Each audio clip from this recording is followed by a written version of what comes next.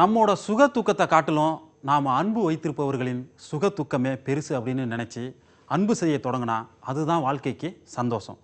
எப்போதும் நாம் சந்தோஷமாக இருக்கணும்னா யாராவது ஒருத்தர்கிட்ட அன்பு இருக்கணும். அதுவே வாழ்வு, அதுவே சந்தோஷம். மற்றவர்கள் மேல் தாங்கள் வைத்திருக்கும் அன்பால் சந்தோஷப்படும் மனிதர்களை சந்திப்போம்.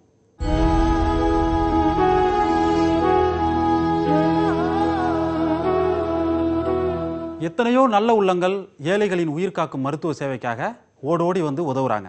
ஆனால் சென்னை ரெட் ஹில்ஸ் பகுதியில் வசிக்கும் சஞ்சய் குமாரின் சேவை சற்றே வித்தியாசமானது.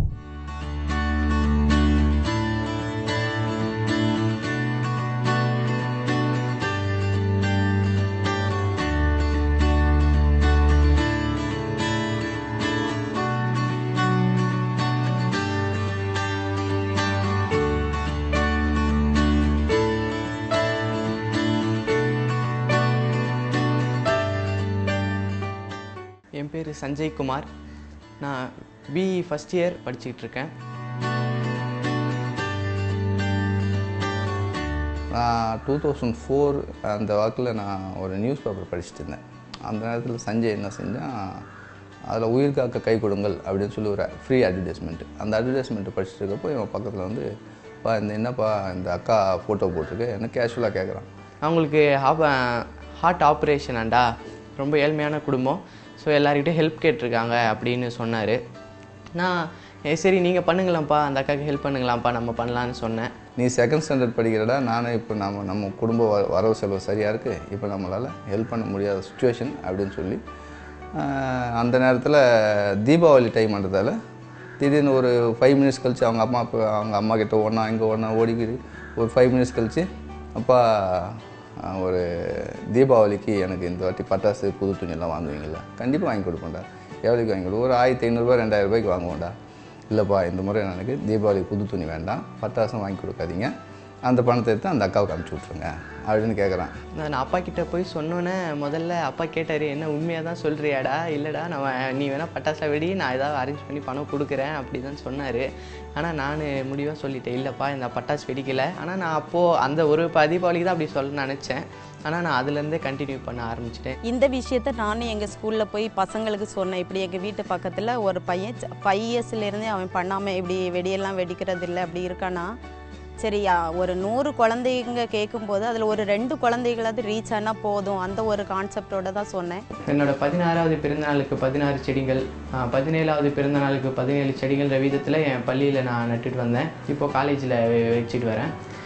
இதே மாதிரி நம்ம இந்தியாவோட ஒவ்வொரு குடிமகனும் தன்னோட பிறந்தநாளுக்கு ஒரு செடி வச்சாலே நமது நாட்டில் தண்ணீர் பஞ்சமும் தானிய பஞ்சமும் காணாமல் போயிடும். ஒரு லெட்டரில் ஒரு அம்மா எழுதியிருக்காங்க, நான் வந்து கடவுளே பார்த்ததில்லை, சரி நான் சஞ்சய் உன்னை தாண்டா நான் உன்னை கடவுளாக பார்க்குறேன் அப்படின்றப்போ அப்போது இவன் பண்ணுறது சின்ன விஷயம் நான் நினச்சேன்.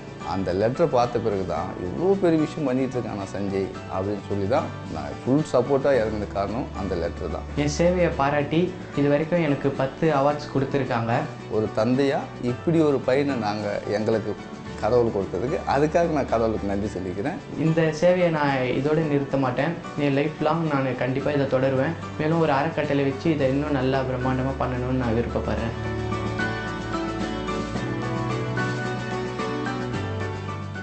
மருத்துவ உதவிக்காக நான் அனுப்பிய பணம் கிடைச்சதும் அவங்க எல்லாரும் மறக்காமல் எனக்கு நன்றி தெரிவித்து கடிதம் போடுவாங்க. சிலர் சந்தோஷமாக ஃபோன் பண்ணி பேசுவாங்க. அவங்களோட சந்தோஷ குரலை கேட்கணும், அதுக்காக தான் இப்படி செய்கிறேன் அப்படின்னு ரொம்ப நெகிழ்ச்சியாக சொன்னார் சஞ்சய். சஞ்சயின் உள்ளம் அன்பு உள்ளம்.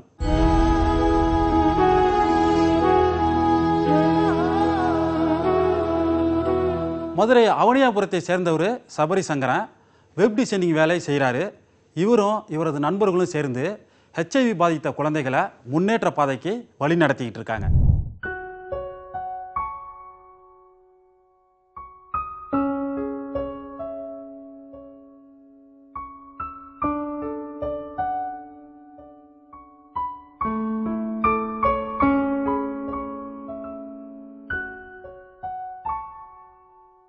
என் பேர் சபரி சங்கர். நான் மதுரை மாவட்டம் அவனியாபுரத்தில் இருக்கேன். நான் MCA படிச்சிருக்கேன். நான் ஒரு வெப்சைட் டிசைனர் அண்ட் ஒரு கிராஃபிக்கல் டிசைனர். எனக்கு சின்ன வயசுலேருந்தே சமூக சேவை மேலே இடைவிடாத ஒரு ஆர்வம் தான். முதல்ல கார்த்திக் என்னோட ஃப்ரெண்டு ஃபேஸ்புக் ஃப்ரெண்டு. அவர் தான் என்னை குழந்தைகள் இல்லத்துக்கு அழைச்சிட்டு போனார். அந்த பிள்ளைங்க வந்து எல்லாருமே கார்த்திகண்ணான்னு ஓடி வந்தாங்க. அதை வந்து அந்த உண்மையில் எனக்கு அந்த நேரத்தில் ஒரு என்ன சொல்கிறது, அன்புனா என்னன்னு புரிஞ்சு அந்த நேரத்தில். அந்த கார்த்திகண்ணா சொல்ல மாதிரி சபரி என்னான்னு ஒரு நாளைக்கு நம்ம அன்பு பிள்ளைங்க வந்து தேடி வரணும், அந்த அனுபவம் எனக்கு வேணும்னு நான் வந்து ஒரு ஆசைப்பட்டேன் நான். ஸோ அந்த பிள்ளைங்களுக்கு வந்து அந்த கொஞ்ச நேரம் ஒரு 2 hours இருந்தாலும் கிராமரு மேக்ஸை சொல்லிக் கொடுத்தேன் நான். சொல்லிக் கொடுத்து நான் கிளம்புற நேரத்தில் அண்ணா நல்லா சொல்லிக் கொடுத்தீங்க, நீங்கள் அடுத்த தடவை நீங்கள் கண்டிப்பாக வரணும் அப்படியே நாங்கள் அந்த நேரத்தில் ஒரு விதை விதைச்சாங்க. அந்த சோஷியல் சர்வீஸ் தாக்கம் தான் சரி இவங்களுக்கு பண்ணுறோமே, பட் நம்ம ஒரு HIV பாதிக்கப்பட்ட குழந்தைகளுக்கு வந்து நம்ம ஏன் பண்ணக்கூடாது ஒரு மனசில் ஒரு தாக்கம் ஏற்பட்டு அது மூலமாக ஒரு தனியார் தொண்டு ஒரு நண்பரோட இணைஞ்சு நாங்கள் ஃபஸ்ட்டு என்ன பண்ண ஆரம்பித்தேன். கல்லூரி படிக்கும் நண்பர்கள் மற்றும் ஐடியில் வேலை பார்க்குறவங்க நண்பர்கள் எல்லாம் முகநூலில் நண்பர்களாக இருக்காங்க. அவங்ககிட்ட வந்து நான் ஏதாவது ஒரு ஹெல்ப் தேவைப்பட்டுச்சுன்னா நான் முகநூலில் பதிவு செய்கிறேன். அதை பார்த்துட்டு அவங்க வந்து ஹெல்ப் பண்ணுறாங்க. சிலர் வந்து நேரடியாக வந்து ஹெல்ப் பண்ணுறாங்க. அவங்க பண்ண முடியாத வந்து என் மூலமாக வந்து பண்ணுறாங்க. அது வந்து மறக்க முடியாத சொல்லலாம். அந்த குழந்தைகளுக்கு வந்து ஒரு அந்த நோயை மறந்துட்டு வந்து அவங்க சந்தோஷமாக இருக்கணும். அதுக்காக வந்து நாங்கள் வந்து வருஷம் வந்து ஒரு தீபாவளி நிகழ்ச்சி, பொங்கல் நிகழ்ச்சி கட்டாயமாக கொண்டாடுவோம்.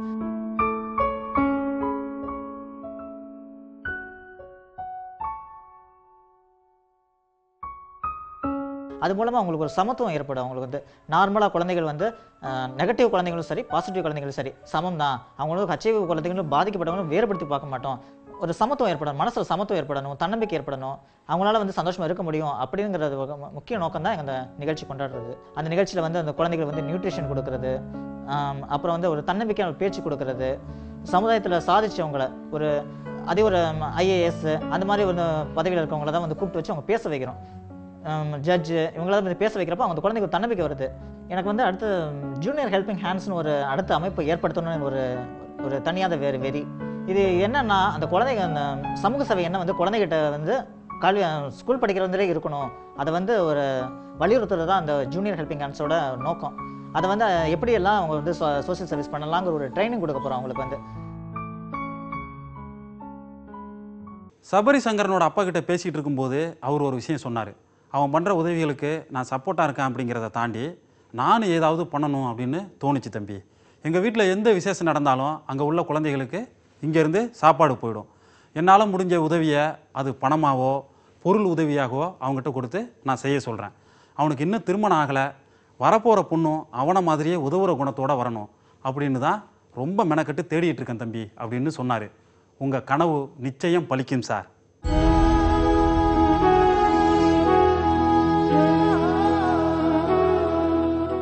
கோவை நஞ்சப்பா சாலையில் இருக்கு இலவச உயர்கல்வி மையம். இந்த மையத்தை அமைத்து பல இளைஞர்களின் லட்சியமான IAS கனவை நனவாக்க இலவச பயிற்சி அளிச்சுக்கிட்டு வர்றாரு கனகராஜ்.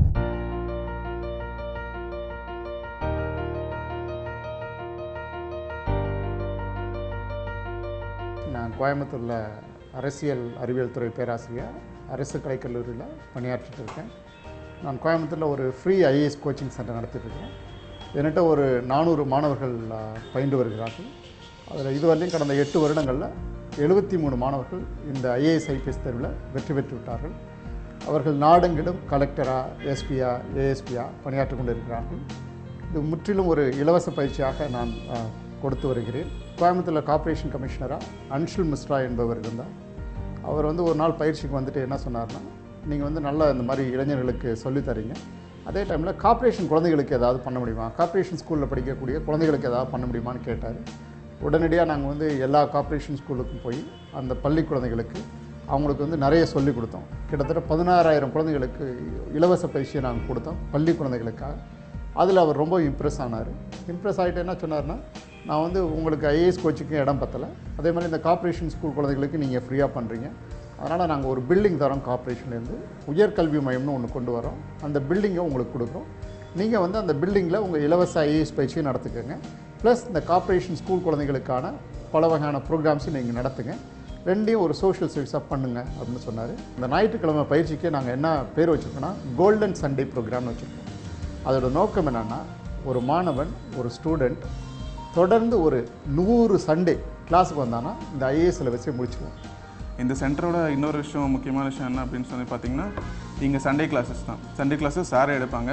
வார நாட்களில் டெய்லி ஈவினிங் கிளாஸஸ் 4 to 6 அந்த போர்ஷன்ஸில் டெய்லி ஒரு சப்ஜெக்ட் பற்றி சீனியர்ஸ் வந்து இங்கே வரக்கூடிய ஸ்டூடெண்ட்ஸ்க்கு சொல்லிக் கொடுப்பாங்க. நாங்கள் காலேஜில் படிக்கும்போதே 17 வயசுலேருந்து இந்த பயிற்சியை கொடுக்கறதுனால என்ன நடக்குன்னா 21-22 வயசில் மாணவர்கள் ஐஏஎஸ் எக்ஸாமை எழுதலாம். 22 வயசில் அவங்க ஐஏஎஸ் ஆஃபீஸராக வரலாம். அப்படி 22 வயசில் ஒரு பையன் ஐஏஎஸ் ஆஃபீஸராக வந்தான்னா அவன் வந்து 55 வயசில் கேபினெட் செக்ரட்டரி என்ற உன்னதமான இடத்துக்கு வருவான். நான் வந்து நிறையா கற்றுக்கிட்டேன், நிறையா மோட்டிவேட் பண்ணுவாங்க, நிறைய நம்பிக்கை கிடைக்கும், நம்மளாலையும் முடியும் அப்படிங்கிற செல்ஃப் கான்ஃபிடென்ஸ் வந்து இங்கே வந்ததுலேருந்து நல்லா டெவலப் ஆகிருக்கு. ஐஏஎஸ் எக்ஸாம்லேயே மிக மிக முக்கியமானது ஐஏஎஸ் இன்டர்வியூ.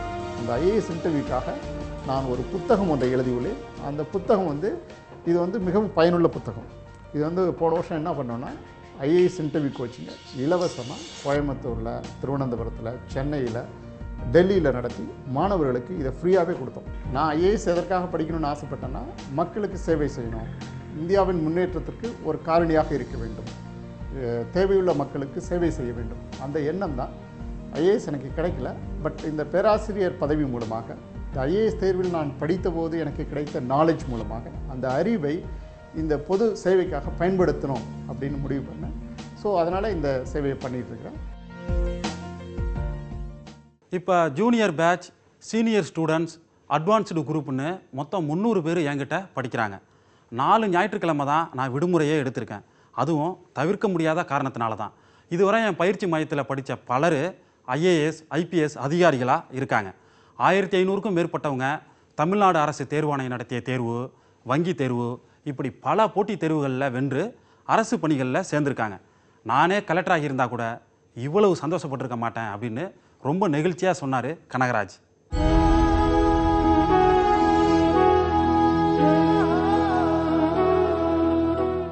சென்னை ஆவடி பகுதியில் வசிக்கிறாரு ரீகன். நந்தவனம் இளைஞர்கள் அப்படிங்கிற அமைப்பை ஏற்படுத்தி சாலையோரங்களில் மரக்கன்றுகள் நட்டு பாதுகாக்கிறாரு. அது மட்டும் இல்லை, ஒவ்வொரு மரக்கன்று வைக்கும்போதும் இவர் எழுதி வைக்கிற வாசகம் ரொம்ப புதுசாக இருக்குது.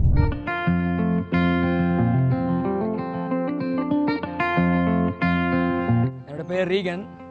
நான் சென்னை அடுத்த ஆவடி பகுதியில் இருக்கேன். நான் வந்து நந்தவன இளைஞர்கள் அப்படின்ற ஒரு என்னையே நான் ஒரு அமைப்பாக ஆக்கிக்கொண்டு இந்த மரங்களை நடுற பணிகளை வந்து நான் வந்து முழுமையாக இறங்கி பண்ணிகிட்ருக்கேன். இது எப்படி பண்ணுறேன்னா, மரங்களை வீட்டுகளிலேயே விதைகளாக வந்து மரங்கள் கீழே கிடைக்கிற விதைகளை எடுத்து அந்த விதைகளை வந்து வீடுகளில் வந்து மண்ணும் ஒரு சின்ன ஒரு கவர், ஒரு பேக்கெட்ஸ் அதில் வாங்கி ஒரு விதைகள் வளரக்கூடிய ஒரு செடியை, ஒரு 6 மாத செடியை வளர்க்கக்கூடிய அளவுக்கு அந்த விதையை வந்து நான் தயார் பண்ணுறேன். அந்த செடிகளை கொண்டு போய் நாங்கள் என்ன பண்ணுறோன்னா, பொதுவான ஒரு சாலைகள், பொதுமக்கள் அதிகமாக பயணிக்கக்கூடிய சாலைகளில் வந்து அதை வந்து நிறுவனம்னு விருப்பப்படுறோம். ரீகன் வந்து எனக்கு ஒரு 5-6 ஆண்டு காலமாக தெரியும். அவர் பார்த்தீங்கன்னா எங்களுக்கும் அவருக்கும் சம்மந்தம் எப்படி ஏற்பட்டதுன்னா, இந்த மரம் வைக்கிறதுனால தான் எங்கள் 2 பேருக்கு ஃப்ரெண்ட்ஷிப் ஏற்பட்டது. ஒரு 50,000 மரங்களுக்கு மேலே வச்சுருப்போம். அது இல்லாமல் பார்த்தீங்கன்னா திருமண விழாக்கள், மற்ற விழாக்களில் நாங்கள் வந்து ஃபுல்லாக மரக்கன்றுகள் கொடுப்போம். மரம் வந்து சும்மா தான் வைக்கிறோம். நாங்கள் எதுவும் ஒரு 10 பைசா ஆசைப்பட்டு வைக்கல, காசு பணம் வர்றோன்னு வைக்கல. இதனால் எங்களுக்கு என்னென்னா உண்மையான ஒரு ஆத்ம திருப்தி. முதல்ல மரங்களை வந்து வீட்டில் வந்து வளர்க்க ஆரம்பிச்சுட்டு ரோட்டில் இருந்து வைக்க ஆரம்பித்தோம். எங்களுக்கான ஒரு பர்மிஷன் சுத்தமாக கிடையாது. நாள் பட என்ன ஆயிடுச்சுன்னா, அவங்களுக்கு நாங்கள் விழிப்புணர்வு கொடுக்க ஆரம்பிக்கும்போது எங்களுக்குள்ளே நாங்கள் கண்டுபிடிச்சிட்டோம், நமக்குள்ளே ஒரு திறமை இருக்குது. யார் வந்து இதுக்கு எதிர்ப்பு தெரிவிக்கிறாங்களோ அவங்கக்கிட்ட நம்ம ஒரு கருத்தை தெரிவிச்சுன்னா, மரங்களுக்கான விழிப்புணர்வு தெரிவித்தா அவங்க ஏற்றுப்பாங்க. அப்படின்னும் போது நாங்கள் என்ன பண்ண ஆரம்பித்தோன்னா, மரங்களை ரெகுலராக எல்லா இடத்துலையும் போயிட்டு அவங்களுக்கு விழிப்புணர்வு கொடுத்து வைக்க ஆரம்பிச்சு எங்களுக்குள்ள ஒரு இன்ட்ரெஸ்ட் வந்து இதுக்கான ஒரு ஈர்ப்பு தன்மை அதிகமாகிடுச்சு. அந்த மரத்தை யாரும் வந்து இடையூறு செய்யக்கூடாது, அதுக்கான ஒரு விழிப்புணர்வு வாசகம். இப்போ மரங்கள் வந்து ஒரு வாசகம் சொல்லுது, நீ வாழ என்னை வாழ விடு. இப்போ நம்ம வந்து ஒரு வாகனத்தை திருப்பும் போது மரத்தை இடிச்சிடுவோம். இல்லை நாமளே வந்து ஒரு மாடு வந்து ஒரு மரத்தை சாப்பிடும்போது நம்ம கவனிக்காமல் நம்ம வந்து வேலையை பார்த்துட்டு போயிட்டு இருப்போம். அப்படிலாம் இல்லாமல் இந்த ஒரு போர்டு வைக்கும்போது என்னன்னா, அந்த மரம் வளர்கிறதுக்கான வாய்ப்புகள் அதிகமாக இருக்கிறத நாங்கள் இந்த ஒரு மற்றவங்களுக்கு வந்து விழிப்புணர்வாக கொடுக்குறோம். அப்புறம் நாங்கள் என்ன பண்ணோம், இது எப்படி இலவசமாக பண்ணணும், எப்படி இது பள்ளி கல்லூரிக்கு கொண்டு போகணும், எப்படி இளைஞர் சமுதாயத்துக்கு கொண்டு போகணும் யோசித்தோம்.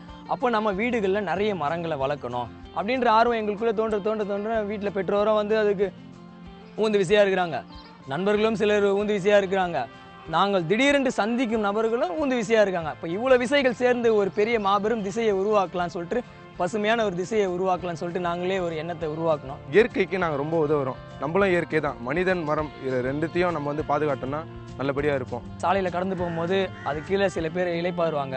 அது ஒரு பெரிய ஒரு எல்லையற்ற ஒரு மகிழ்ச்சி. அடுத்தது இந்த எல்லையற்ற மகிழ்ச்சி எவ்வளோ தூரம் கடக்கணும் இல்லை எவ்வளோ தூரம் தான் பயணிக்கணும் அப்படின்னு என்னன்னா, என் கல்லறையில் என்று ஒரு நாள் ஒரு மரம் வளருகிறதோ என் கல்லறையின் மீது அன்றுதான் இதற்கு முடிவு. அதுவரையும் இந்த பயணம் ஓயாது. ரீகன் மரம் வளர்ப்பு குறித்தான விழிப்புணர்வு மட்டும் செய்யலை, கட்டாயமாக ஹெல்மெட் அணிஞ்சு தான் பயணம் செய்யணும், சாலை விதிகளை கண்டிப்பாக கடைபிடிக்கணும் அப்படின்னு சாலைகளில் நின்று பிரச்சாரம் செய்கிறாரு. போகிற வர்ற மனிதர்கள்கிட்ட இது குறித்தான விழிப்புணர்வு நோட்டீஸும் கொடுக்குறாரு.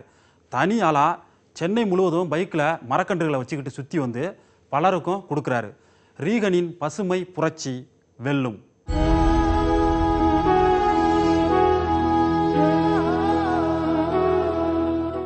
திருநெல்வேலி மாவட்டம் வாசுதேவநல்லூரில் வசிக்கிறாரு வீரபத்ரன். திருநெல்வேலி அரசு சட்டக் கல்லூரியில் சட்டம் படிச்சிருக்கிற இவர் தன்னோட வழக்கறிஞர் தொழிலை விட்டுட்டு முழு நேரமும் சமூக சேவையில் ஈடுபடுறாரு. என்னுடைய பேர் வந்துட்டு வீரபுத்திரன். நான் திருநெல்வேலி மாவட்டம் சிவகிரி தாலுகா வந்து நாரணபுரம் வில்லேஜில் வந்துட்டு நான் வந்துட்டு வாழ்ந்துக்கிட்டு இருக்கிறேன். வந்துட்டு நான் வழக்கறிஞர் படிப்பு வந்துட்டு முடிச்சிருக்கிறேன். வந்துட்டு எங்களுக்கு வந்துட்டு ஒரு 4.5 ஏக்கர் வந்துட்டு எலுமிச்சை இருக்குது. அப்பா அம்மா வந்துட்டு அந்த விவசாயத்தை பார்த்துக்கிட்டு இருக்கிறாங்க. அவங்களோட சேர்ந்து நானும் இந்த சமூக பணி போக மற்ற நேரங்களில் வந்துட்டு நான் வந்துட்டு தோட்டத்தில் அவங்களுக்கு உதவியாக வந்துட்டு நான் வந்துட்டு வேலை பார்த்துக்கிட்டு இருக்கிறேன்.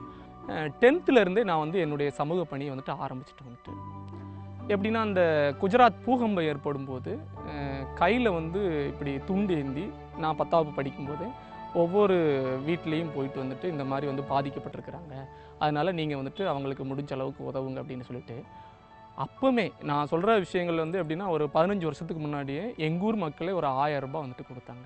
இப்போ +2 முடிச்சுட்டு வந்துட்டு நான் வந்துட்டு என்னுடைய மேல் படிப்புக்காக நம்ம வந்துட்டு செல்லும்போது வந்துட்டு என்னுடைய நண்பரும் சக்கரவர்த்தியும் வந்துட்டு ஒரு 1100 மதிப்பெண் வந்து பெற்றார். பெற்றுட்டு அவரால் வந்துட்டு மேற்கொண்டு படிக்கிறதுக்கு அவரால் முடியலை. என்னென்னா வறுமை. அப்போது கரும்பு வேலைக்கு போய்கிட்டு இருந்தார். கரும்பு வேலைக்கு அப்போ நான் நினச்சேன் வந்து 1100 மார்க் எடுத்துகிட்டு கரும்பு வேலைக்கு போகிறாரு அப்படின்னா இந்த சமூகத்தில் நம்ம ஏதாச்சும் பண்ணி ஆகணும் அப்படின்னு நினச்சி தான் வந்துட்டு நான் வந்துட்டு இந்த கல்வி பணியை வந்துட்டு நான் வந்துட்டு ஆரம்பித்தேன். வந்துட்டு குடியினால் வந்துட்டு ஒரு குடும்பம் வந்துட்டு கண்டிப்பாக வந்து சீரழிதுங்கிறது நம்ம எல்லாருக்குமே வந்து தெரியும். சில நேரத்தில் கணவர் குடிச்சிட்டு இறந்துருவார். அப்போ அந்த பிள்ளைங்க வந்து அடுத்த நிலைமைக்கு என்ன பண்ணுறது அப்படிங்கிற மாதிரி வந்துட்டு அவங்களுக்கு ஒரு கேள்விக்குறி ஏற்படும் போது நம்ம அந்த ஃபேமிலியில் போய்ட்டு ஃபஸ்ட்டு அந்த டீட்டெயில்ஸை ஃபுல்லாக விசாரிக்கிறது.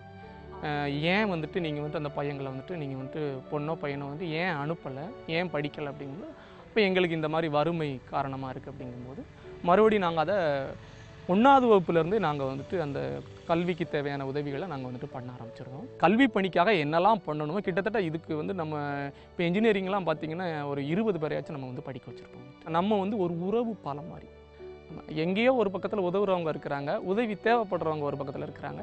நாங்கள் 2 பேரையும் வந்துட்டு என்னென்னா இந்த மாதிரி ஒருத்தவங்க இருக்கிறாங்க, நீங்கள் உதவி பண்ணுங்கள் அப்படிங்கிற ஒரு இது. மனநலம் பாதிக்கப்பட்டாங்க. திருநெல்வேலியிலே என்ன அப்படின்னா, இப்போ நிறைய பேர் சாப்பிடுவாங்க, ஆனால் நிறையா பேரால் சாப்பிட முடியாது. ஏன்னா அவங்களுக்கு என்ன பண்ணுறோம் அப்படிங்கிறது தெரியாது. அப்போவுமே நான் போய் வந்துட்டு ஊட்டி விடுவேன்.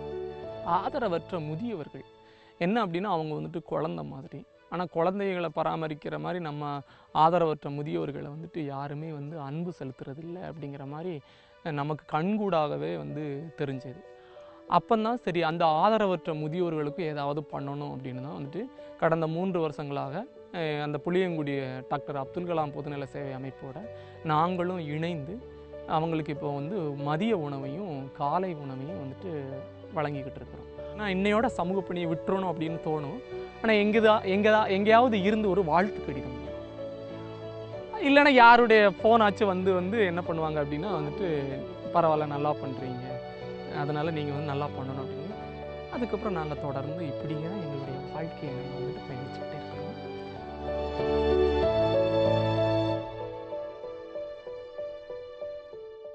கடந்த 10 வருஷமாக எனக்கான தேவைகளை குறைச்சிட்டேன் சார். தினமும் காலையில் தூங்கி எழுந்திரிச்சதும் இன்றைக்கி யாருக்கு உதவி பண்ண போகிறோம் அப்படின்னு தான் மனசு யோசிக்குது. இப்போ எனக்கு 35 வயசாகுது. எனக்கு கல்யாணம் பண்ணி பார்க்கணும்னு எங்கள் அம்மாவுக்கு ரொம்ப ஆசை. தினமும் சண்டை நடக்கும். நான் மற்றவங்களுக்காக வாழ்க்கையை அர்ப்பணிச்சிட்டேம்மா, என்னை விட்டுரு அப்படின்னு சொல்லிட்டேன். வெள்ளாந்தியான அம்மா இப்போ என்னை நல்லாவே புரிஞ்சுக்கிட்டாங்க. அது போதும் சார், அம்மாவோட ஆசீர்வாதத்தோட இந்த பணியை நான் தொடருவேன். கண்கலங்கி வீரபத்திரன் நம்மக்கிட்ட சொன்னப்ப நெகிழ்வான தருணமாக இருந்தது நமக்கு.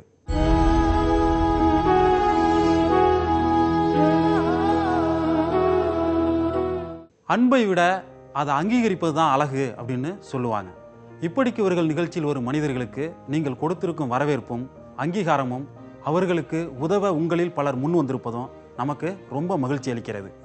செய்த உதவியும் ஊன்றிய விதையும் ஒருபோதும் வீணாகாது அப்படின்னு சொல்லுவாங்க. ஒரு விதையாக உங்கள் உதவிகள் நம் நிகழ்ச்சியின் வழியே மாற்றத்தை நோக்கி பயணமாகிறது.